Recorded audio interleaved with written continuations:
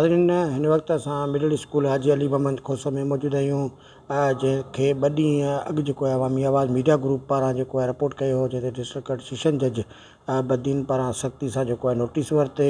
Education works खातो बदीन ऐं इडियो education Badin ऐं डिप्टी कमिश्नर बदीन खां उन स्कूल जी जेका मुकमल रिपोर्ट आहे उहा तलब कई आहे। उन हवाले सां DO ममताज़ नोतकाणी जेके हिन वक़्तु पाण जेको आहे हिन स्कूल जी फौरी तौर ते अदालती हुकमनि बैदि विज़िट लाइ पहुतल आहिनि। उन्हनि सां बि ॻाल्हि ॿोल कंदासीं ऐं उन्हनि स्कूल जी सूरत हाल बि नाज़रीन तव्हांखे ॾेखारींदासीं।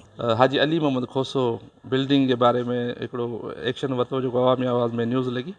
असां हिन स्कूल जो उन हिसाब सां अॼु विज़िट कयोसीं। उन खां पहिरियां बि असां हिन स्कूल बिल्डिंग जा विज़िट करे report time to time education works खे ॾींदा रहिया आहियूं। हिन स्कूल जी हींअर हालिया जेका पोज़ीशन आहे उहा छित जेका आहे तमामु डेंजरस कंडीशन में आहे ऐं इंशाल्लाह अॼु जेका असां हीअ विज़िट कयूं पिया इहा रिपोर्ट बि असां पेश कंदासीं अदालत में।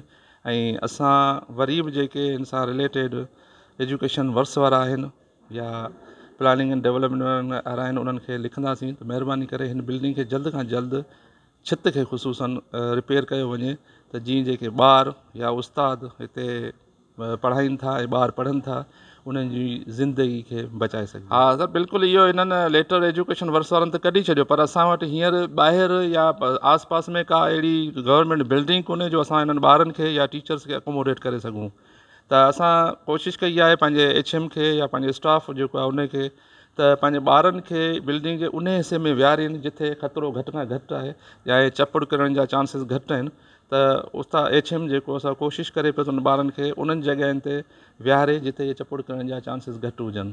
फर्दर जेकॾहिं अकोमोडेट असांखे ॻोठ वारा के कनि था के ओताक वग़ैरह जो या को असां सां कोऑपरेशन कंदा त इंशाल्लाह ॿारनि खे असां HM खे चवंदासीं त उन पासे शिफ्ट कनि। नाज़रीन, तव्हां ॾिठो त DO एजुकेशन ममताज़ नोतकाणी पारां अॼु जेको मिडिल स्कूल हाजी अली मोहम्मद खोसो आहे उहो अदालती हुकम मिलण खां पोइ जेको आहे समूरे स्कूल जी मॉनिटरिंग कई आहे।